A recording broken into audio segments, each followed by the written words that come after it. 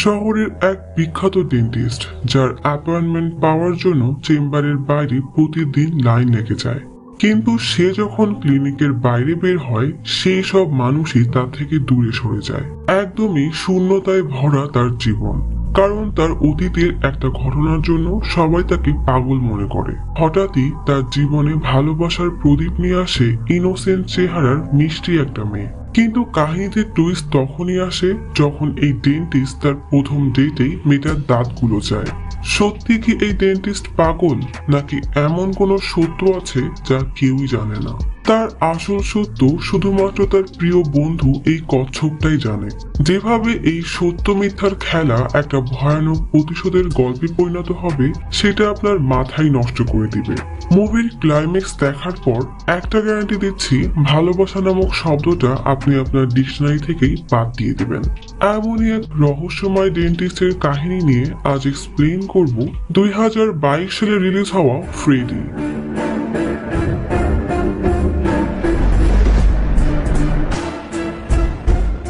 একটা রেস্টুরেন্টে বসে ফ্রেডি নিজেকে পরিচয় করানোর জন্য রিহার্সেল দিচ্ছিল। সে সময় একটা মেয়ে আসতেই ফ্রেডির হাতে লেগে গ্লাসটা পড়ে যায়। বেচারা খুবই নার্ভাস হয়ে যায়। একটা ম্যাট্রিমোনিয়াল সাইটে এই দুজনের পরিচয়। মেয়েটা বলে, তুমি ম্যাট্রিমোনিয়াল সাইট 5 বছর ধরে ব্যবহার করো, আজ পর্যন্ত কাউকে পাওনি? ফ্রেডি বলে, হ্যাঁ পেয়েছি তো, কিন্তু বেশি দূর এগোয়নি। ফ্রেডি মেয়েটার দিকে কেমন করে যেন তাকায়। মেয়েটা খেয়াল করে বলে, আমার একটা মিটিং আছে, আজ আসি। ফ্রেডি বলে, আমি তোমার কলের জন্য অপেক্ষা করব। বাসায় ফিরে ফ্রেডি তার কচ্ছপ হার্ডিকে বলে, টেবিলে পানি পড়ায় নার্ভাস হয়ে গিয়েছিলাম। প্লেনে রং করার সময় পার্সিয়া আন্টি তাকে কল দেয়। আন্টি বলে, ফ্রেডি তুমি কি দেখা করেছো? ফ্রেডি বলে, হ্যাঁ, কিন্তু আজও হলো না।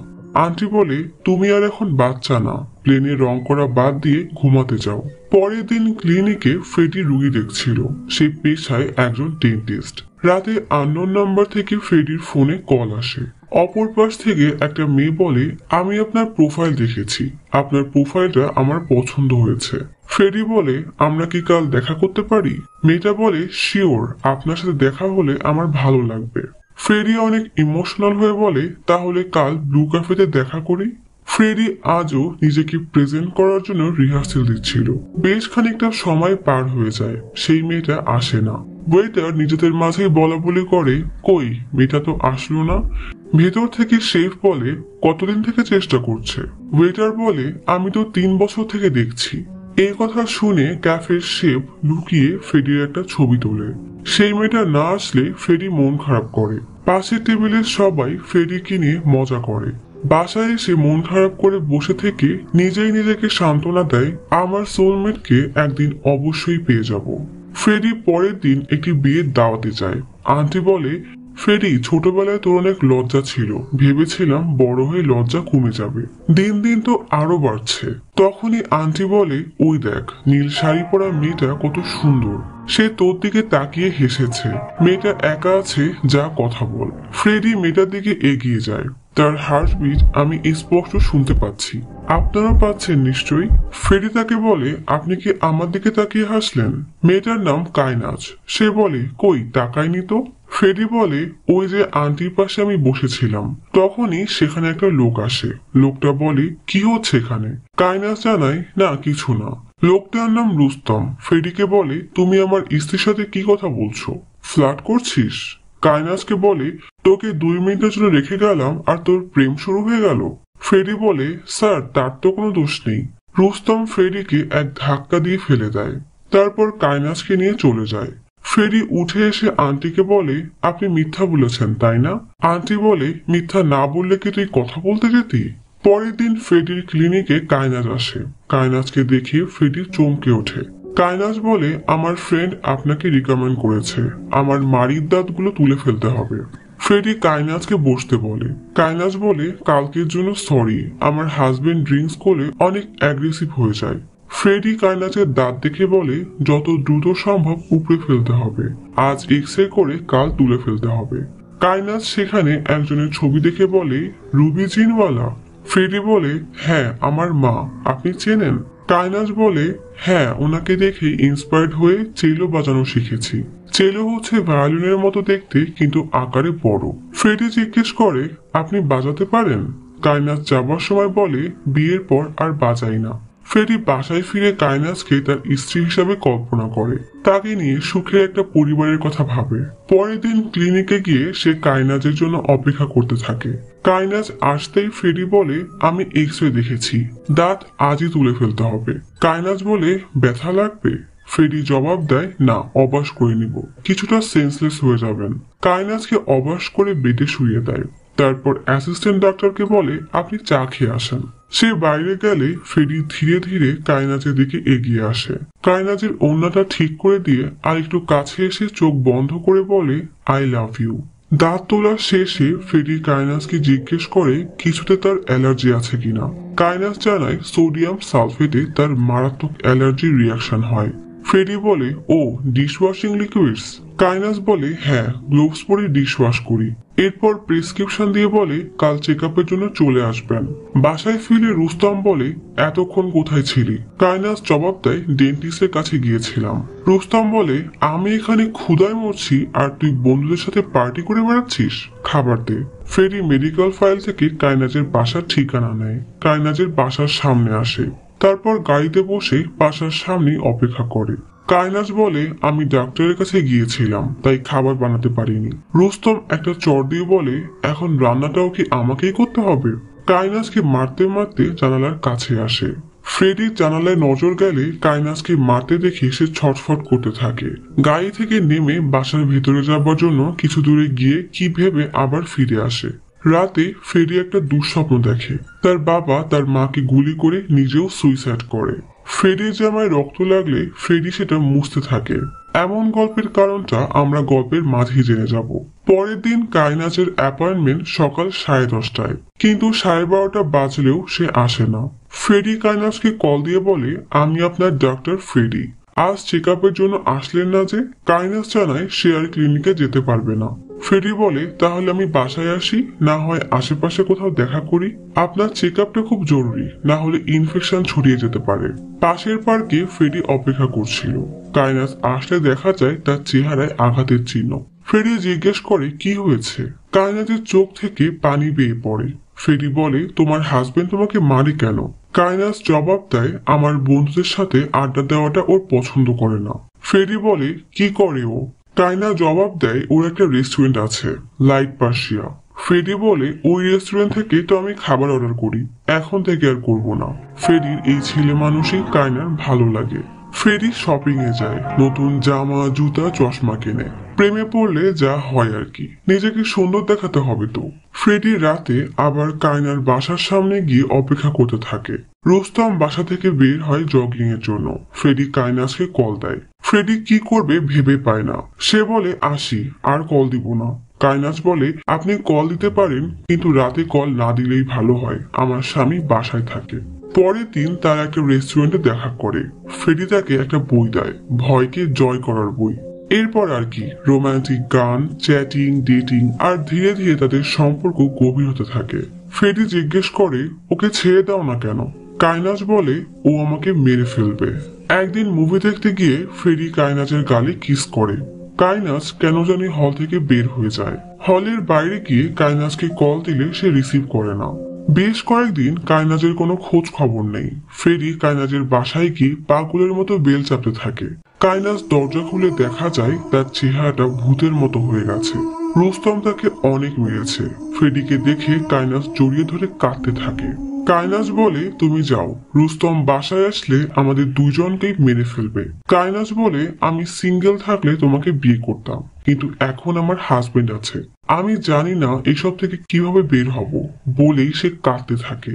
ফ্রেডি বাসায় এসে ভাবতে থাকে, কাইনাজ বলেছে সে সিঙ্গেল হলে তাকে বিয়ে করত।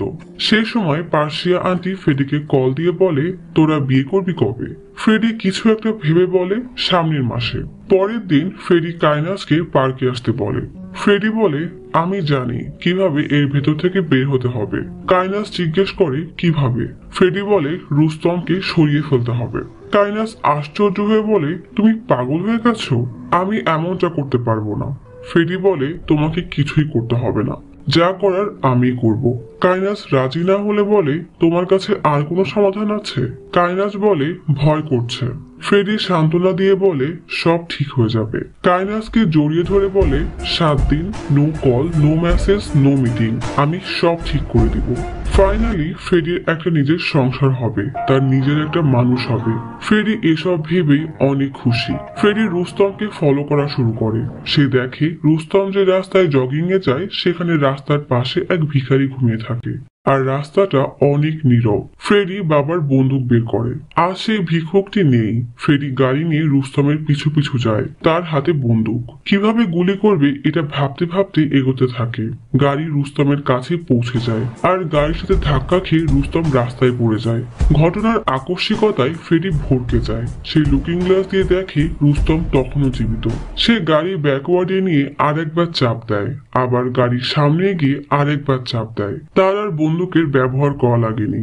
সে তার অ্যাসিস্ট্যান্ট মিলিকে কল দিয়ে বলে, অ্যাপয়েন্টমেন্ট ক্যান্সেল করে দাও, কারণ আমি 7 দিনের জন্য আমার ফার্ম হাউসে যাচ্ছি। ফ্রেডি অনেক খুশি। এখন তার আর কাইনাজের এক হওয়ার মাঝে কোনো বাধা নেই। সে হার্ডিকে বের করে তার সামনে পাগলের মতো নাচতে থাকে। হার্ডি বেচারা ভাবছে এর মনে হয় মাথা গেছে। গ্রামের এক মেকানিক দিয়ে ফ্রেডি তার গাড়ি ঠিক করায়। এদিকে পুলিশ কোনো ক্লু পাচ্ছে না, তার উপর বৃষ্টিতে সব প্রমাণ একদম ধুয়ে মুছে গেছে। ফ্রেডি শহরে ফিরে এসে সবার আগে কাইনাজের সাথে দেখা করতে চলে আসে, কিন্তু দরজা খোলে এক লম্বা চওড়া বডি বিল্ডার টাইপ ছেলে। ফ্রেডি অবাক হয়ে তাকিয়ে থাকে। পেছন থেকে কাইনাস বলে, বেবি কে এসেছে? ফ্রেডির মাথায় আকাশ ভেঙে পড়ে। ফ্রেডি বলে, কল দিয়েছিলাম তোমাকে, এখানে এসব কি হচ্ছে? তার মানে তোমরা আমাকে ব্যবহার করেছো যেন আমি তোমার স্বামীকে মারি আর তোমরা এক হতে পারো। আর তুমি ব্লু ক্যাফের শেফ না? জি, এই সেই শেফ যে ফ্রেডির ছবি তুলেছিল। ফ্রেডিকে সে বলির বকরা বানিয়েছে। এই লোকটির নাম রেমন। রেমন বলে, কাইনাজ, আমরা একে যতটা বোকা ভেবেছিলাম এই ততটা বোকা না। কাইনাজ বলে, এখান থেকে চলে যাও, আর যদি কখনো তুমি এখানে এসেছো তো পুলিশকে বলে দেব তুমি আমার স্বামীকে খুন করেছো। একজন ডেন্টিস্ট তার এক বিবাহিত রোগীর প্রেমে পড়ে। রোজ রাতে তার বাসার সামনে এসে তাকে ফলো করে। রেমন ফ্রেডির ছবি দেখিয়ে বলে, এই যে প্রমাণ। কাইনাজ বলে, মেয়েটি তাকে পাত্তা না দিলে সে মেয়েটির স্বামীকে এটা ভাবে খুন করে মেয়েটি সিঙ্গেল হয়ে যাবে আর সে মেয়েটিকে বিয়ে করবে। কষ্টে ফ্রেডি কান্না করে দেয়। সবকিছু তার কাছে একটা দুঃস্বপ্ন মনে হচ্ছে। রাগে সেই কাইনাজের দিকে তেড়ে আসলে রেমন তাকে ধাক্কা দিয়ে মাটিতে ফেলে দিয়ে তার বুকে পাড়া দিয়ে রাখে। কাইনাজ বলে, তোর কি মনে হয় আমি তোর মতো বড়দের প্রেমে পড়বো? যখন যখন তুই আমাকে স্পর্শ করতি তখন ঘৃণায় আমার বমি চলে আসতো। তোর প্রেম করার জন্য একটা মেয়ে দরকার ছিল, আর আমার দরকার ছিল স্বামীকে মারার জন্য একটা বলদকে। একটা জোক শুনবি? Doctor Freddy Jenowala. জোক শেষ। রেমন বলে, সো ফানি। অর্থাৎ কাইনাজ এতটাই স্বার্থপর আর অহংকারী যে সে যে একজনের সাথে এতটা অন্যায় করেছে তা বোঝার কোনো ক্ষমতাই তার নেই। কাইনাজ বলে, যা বের হয় এখান থেকে। ও আর এই নে বলে তার দেওয়া বইটা ছুঁড়ে মেরে বলে, নে এটা এবার তোর কাজে লাগবে। ফ্রেডি বাসায় ফিরে এসে প্রচুর কাঁদতে থাকে। একই তো এত বড় ধোঁকা, তার উপর তার সম্পূর্ণ অস্তিত্বটাকেই যেন মজা বানিয়ে দিয়েছে। কাইনাজ রেমনকে বলে, এই ক্যাফের মালিক হওয়ার জন্য 2 বছর ওই রুস্তমের মার সহ্য করতে হয়েছে। ফাইনালি এই ক্যাফে আমার। এটাকে আমি মুম্বাইয়ের নামকরা রেস্টুরেন্ট বানাবো। সকাল হয়ে যায়। গতরাতে ফ্রেডি কাঁদতে কাঁদতে মেঝেতেই ঘুমিয়ে পড়েছিল। ঘুম থেকে উঠে কাইনাজকে ইমপ্রেস করতে নিজের জন্য যতগুলো জামা কাপড় চশমা কিনেছিল সব পুড়িয়ে দেয়। কাইনাজ তার ড্রিম ক্যাফে লাইট অফ পার্সিয়ার দায়িত্ব গ্রহণ করে। ম্যানেজার ওমি এসে বলে, ম্যাম, স্যারের এমন অকাল মৃত্যুতে খুবই খারাপ লাগলো। কাইনাজ তার কথাকে কোনো গুরুত্ব না দিয়েই বলে, এখন থেকে আমাকে সাপ্তাহিক রিপোর্ট জমা দিবে। ওমি চলে যেতেই কাইনাজ বিশাল এক স্বস্তির হাসি দেয়। সে এখন এই ক্যাফের একমাত্র মালিক। ফ্রেডি নিজেকে স্বাভাবিক রাখার চেষ্টা করছে, কিন্তু এত বড় আঘাত এত সহজে ভোলা তো সম্ভব না। সে তার আন্টির কাছে আসে। আন্টি তাকে জিজ্ঞেস করে, কাইনাজ কেন ব্রেকআপ করলো? ফ্রেডি বলে, জানি না। আন্টি বলে, আমি কথা বলি বা তুই ওকে বোঝা? ফ্রেডি বলে, না, অনেক দেরি হয়ে গেছে। কষ্টে ফ্রেডির চোখ থেকে দুফোঁটা পানি গড়িয়ে পড়ে। সে কায়নাজের ক্যাফেতে এসে ফালুদা অর্ডার করে। কায়নাজ ফ্রেডিকে দেখে প্রচুর বিরক্ত। ফ্রেডি কায়নাজের দিকে তাকিয়ে এক দৃষ্টিতে একের পর এক ফালুদা খেয়েই যাচ্ছে। রেমন ফ্রেডিকে জ্বালানোর জন্য তার সামনে কায়নাজকে জড়িয়ে ধরে, তবুও সে কায়নাজের দিকে এক দৃষ্টিতে তাকিয়ে থাকে। কষ্টে ফ্রেডির চোখ দিয়ে পানি পড়ে। আবারও সে ফালুদা অর্ডার করে। রেমন এবার নিজেই ফালুদার গ্লাস এনে তাতে থুতু দিয়ে ফ্রেডিকে দেয়। ফ্রেডি তবুও সেই ফালুদা খায় আর কায়নাজের দিকে তাকিয়ে থাকে। আপনার মতো এই সিনে আমারও মেলা ঘৃণা লাগছিল। কায়নাজ জিজ্ঞেস করে, কি চাও তুমি? ফ্রেডি বলে, সরি। কায়নাজের মুখে শয়তানি হাসি ফুটে ওঠে। অন্যায় করলো সে নিজে, আর সরি বলছে ফ্রেডি। ফ্রেডি বলে, তুমি আমাকে ভদ্রভাবে একটা সরি বলে দাও, ব্যাস। রেমন রাগে কষে একটা চড় দিয়ে মাটিতে ফেলে দেয়। কায়নাজ দাঁড়িয়ে দাঁড়িয়ে এই দৃশ্যের আনন্দ নেয়। ফ্রেডি উঠে বসে। কায়নাজ চিৎকারি করে বলে, সরি চাস তুই? রেমন তার ফোনে ফ্রেডির ছবি দেখিয়ে বলে, এই দেখ, তুই কায়নাজের বাসার বাইরে বসে বলদের মতো হাসছিস। আমার কাছে তোর সবকিছু ছবি আছে, আর কায়নাজের কাছে হোয়াটসঅ্যাপে চ্যাটিং। এই সাইকোগিরি যদি বন্ধ না করিস তাহলে তোকে পুলিশে দিয়ে দেব। ফ্রেডি কষ্টে দুঃখে বিল টেবিলে রেখে ক্যাফে থেকে বের হয়ে যায়। এরপর সে নীরবে বসে থাকে। পরের দিন থেকে শুরু হয়ে যায় তার প্ল্যানিং। চাবির দোকানে গিয়ে নম্বর নিয়ে আসে। এরপর কায়নাজের দুর্বলতা আর অসুখ এবং কোন কেমিক্যালে তার সমস্যা তার লিস্ট করে।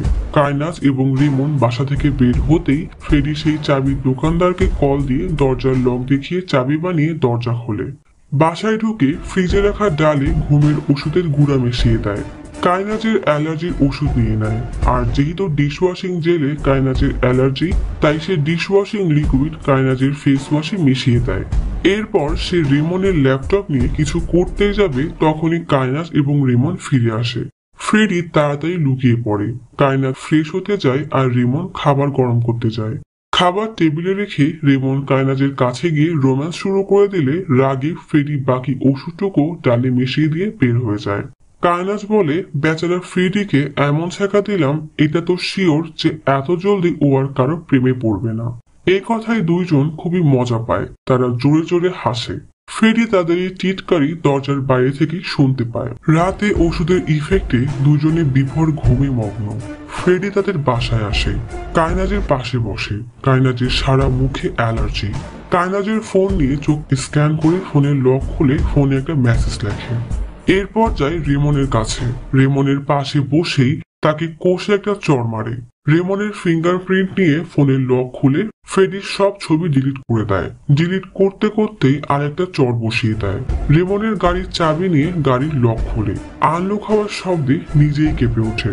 গাড়িতে কিছু কারসাজি করে চাবিটি রেখে আবারও এক চড় বসিয়ে দেয়। এরপর দুজনের মাঝে শুয়ে পড়ে। মাঝরাতে ওষুধের ইফেক্ট শেষ হতেই কায়নাজ ঘুম থেকে উঠে ওয়াশরুমে গিয়ে আয়নায় নিজেকে দেখে চিৎকার করে ওঠে।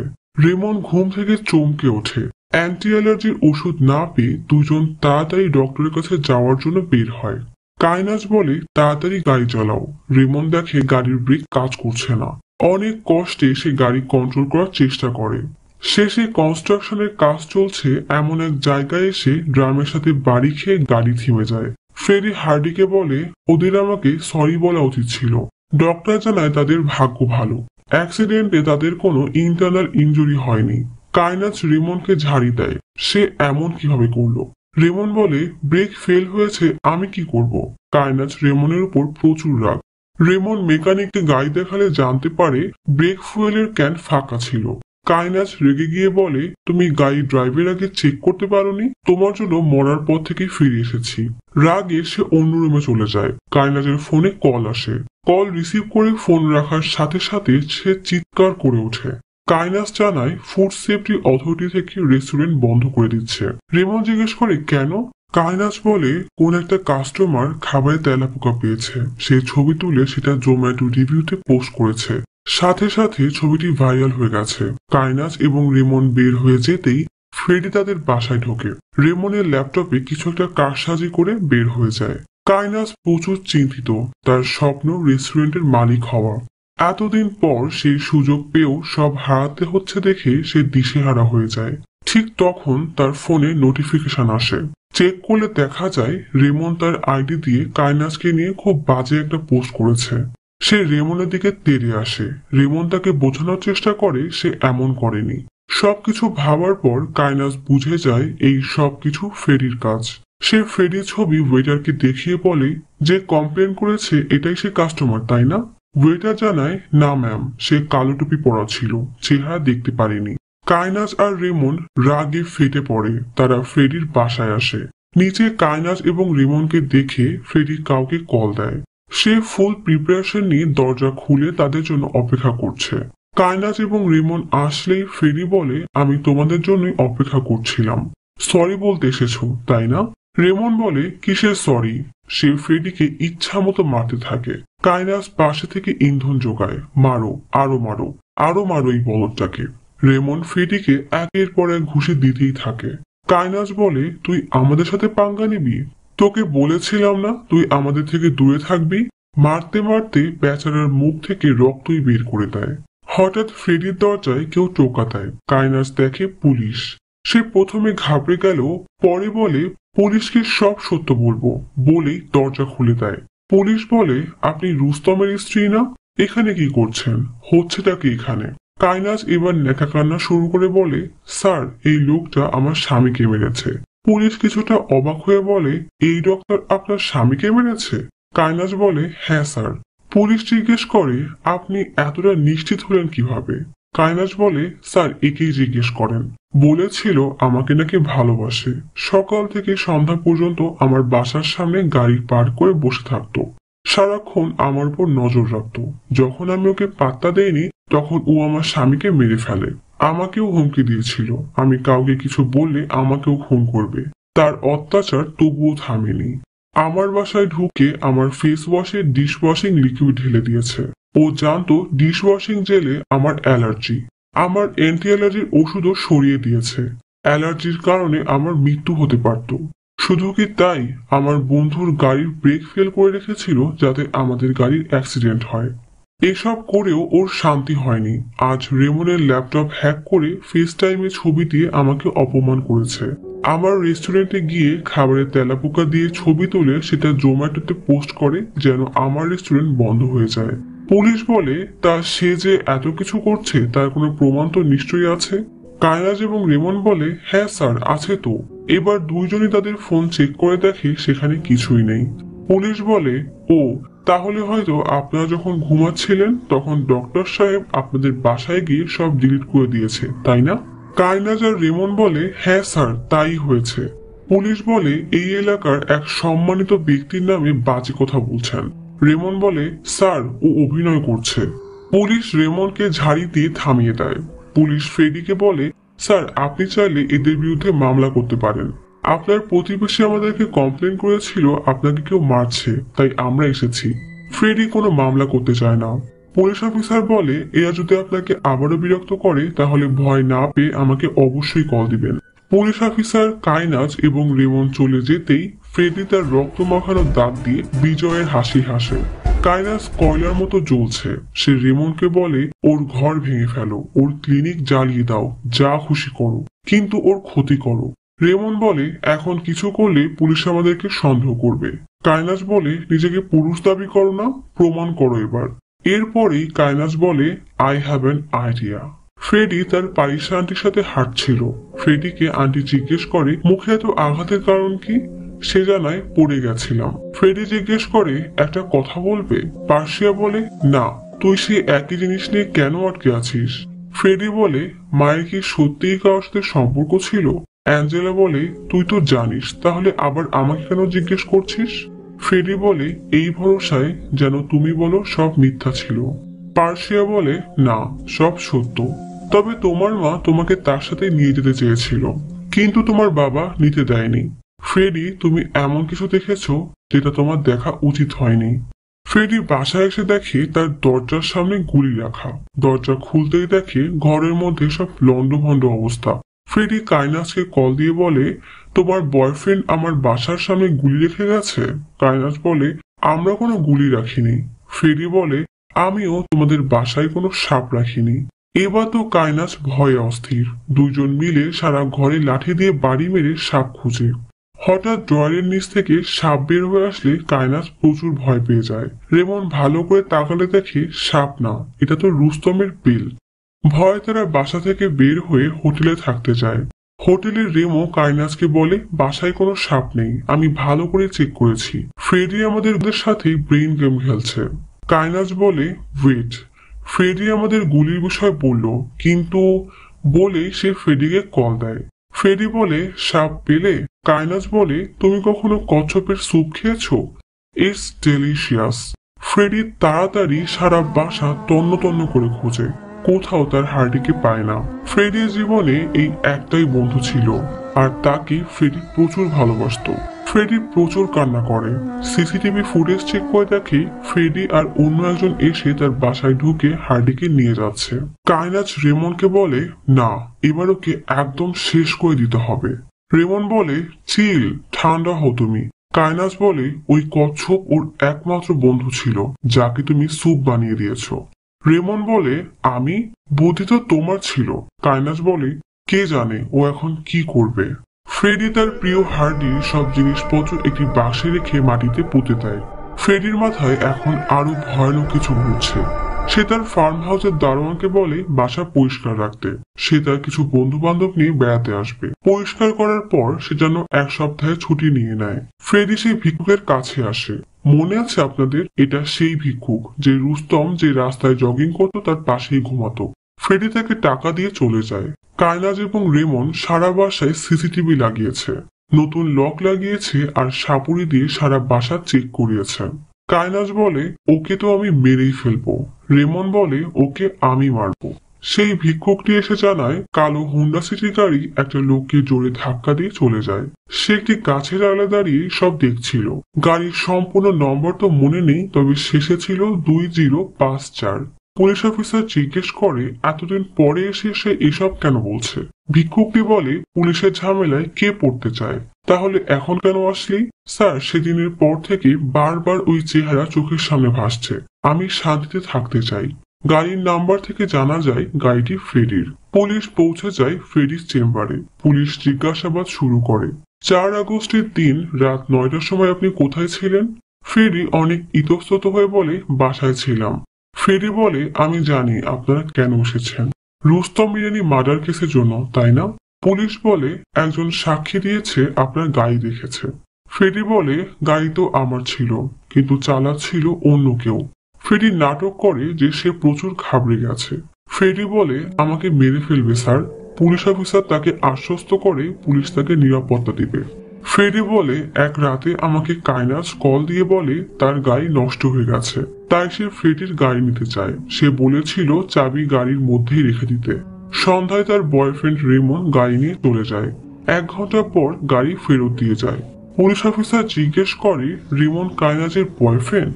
ফ্রেডি জানায়, হ্যাঁ। পুলিশ বলে, এরপর কি হয়েছে বলেন। ফ্রেডি জানায়, সে দেখে তার গাড়ির বাম্পারে রক্ত লাগানো। যখন আমি জানলাম অ্যাক্সিডেন্টে রুস্তমের মৃত্যু হয়েছে, আমি শিওর হয়ে গেছিলাম কায়নাজ এবং রেমনই রুস্তমকে খুন করেছে। আমি তখনই কায়নাজকে কল দিয়ে বলেছিলাম যে আমি পুলিশকে সব বলে দেব। তারপর সে আমাকে এই মেসেজটা পাঠায়, যার অর্থ এই যে তুমি যদি পুলিশকে বলো যে আমরা তোমার গাড়ি নিয়েছিলাম, তাহলে তোমাকে মেরে ফেলবো। নিশ্চয়ই মনে আছে সেদিন রাতে ফ্রেডি কায়নাজের ফোন থেকে মেসেজ করেছিল। এটাই সেই মেসেজ। আমি বলেছিলাম আমি পুলিশকে কিছু বলবো না, তারপরও তারা আমাকে মারে। সেদিন আপনারা না আসলে ওরা আমাকে মেরে ফেলতো। কিছুদিন আগে আমার পোষা কচ্ছপ হার্ডিকে চুরি করে নিয়ে ওরা ওর স্যুপ বানিয়ে খেয়েছে। যাওয়ার পর আমার বাসার সামনে গুলি রেখে গেছে। পুলিশ অফিসার বলে ওই মেসেজ আর সিসিটিভি ফুটেজ তাকে পাঠিয়ে দিতে। পুলিশ চলে যেতেই ফ্রেডি তার অ্যাসিস্ট্যান্টকে বলে, আমি কিছুদিনের জন্য বাইরে যাব, ক্লিনিক 4 দিনের জন্য বন্ধ থাকবে।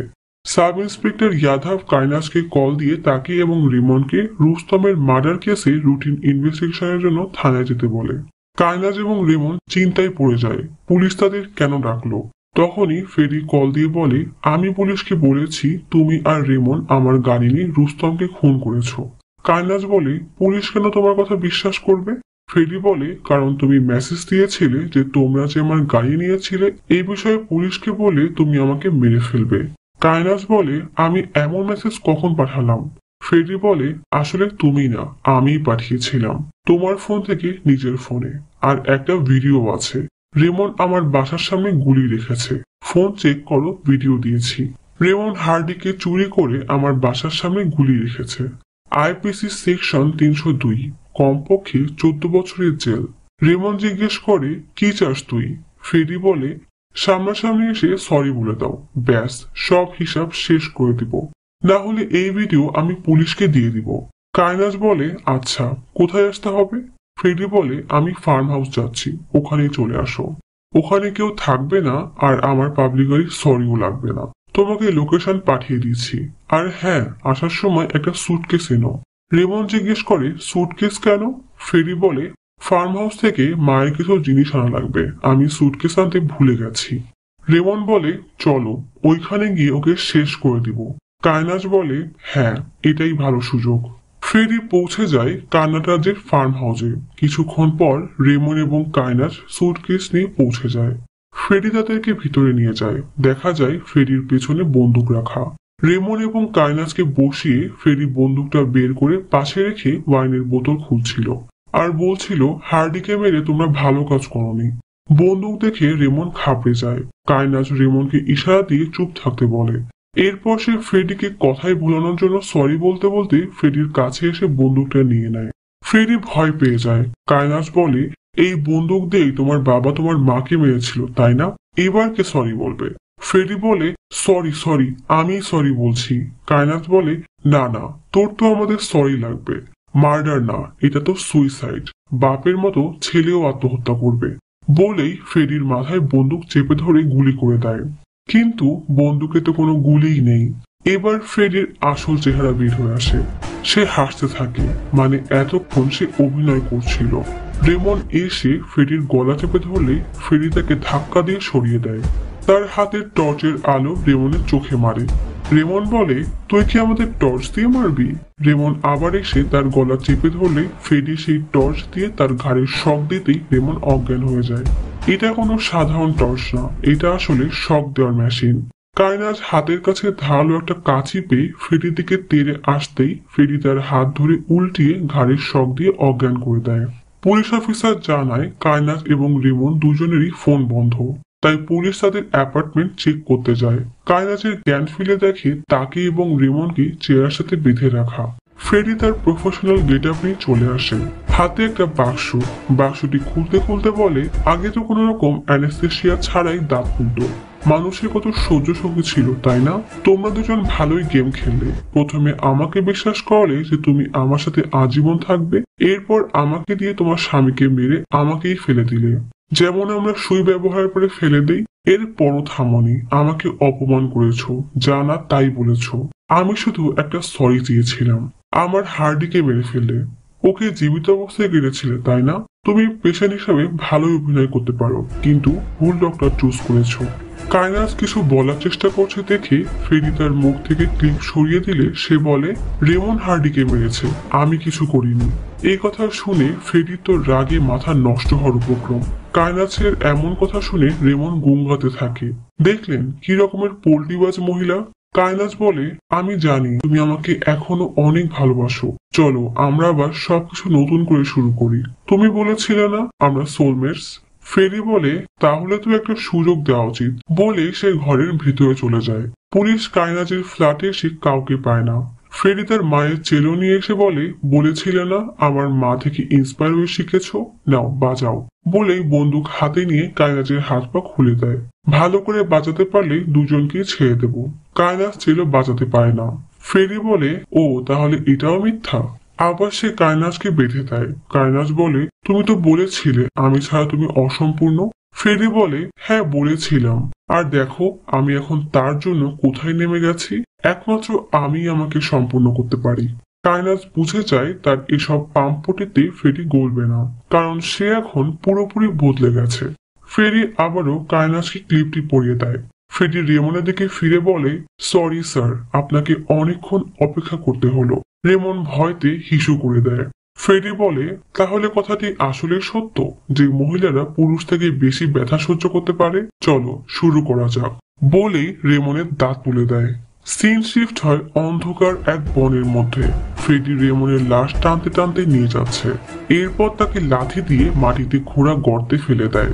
এদিকে পুলিশ রেমন এবং কায়নাজের বাসার বাইরের ভিডিও ফুটেজ দেখে, যেখানে তারা দুজন সুটকেস নিয়ে বের হচ্ছে।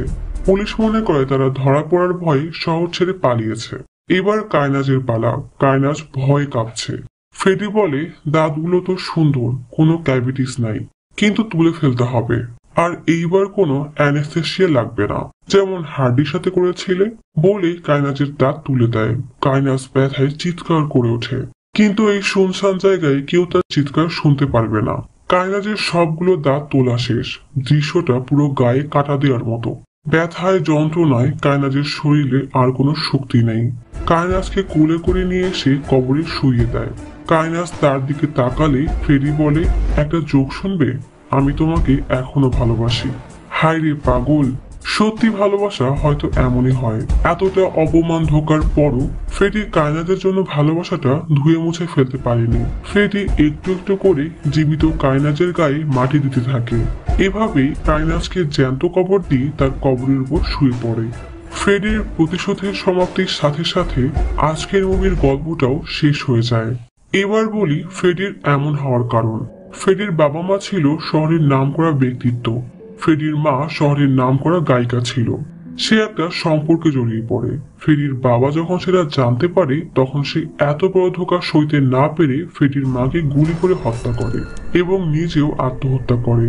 ফ্রেডি স্কুল থেকে বাসায় ফিরে এই দৃশ্য দেখে। ছোটবেলার ট্রমার কারণে সে এমন ভীত স্বভাবের হয়ে গেছে। শহরের সবাই ফ্রেডির এই অতীতের জন্য তাকে পাগল মনে করত আর তাকে নিয়ে মজা করত।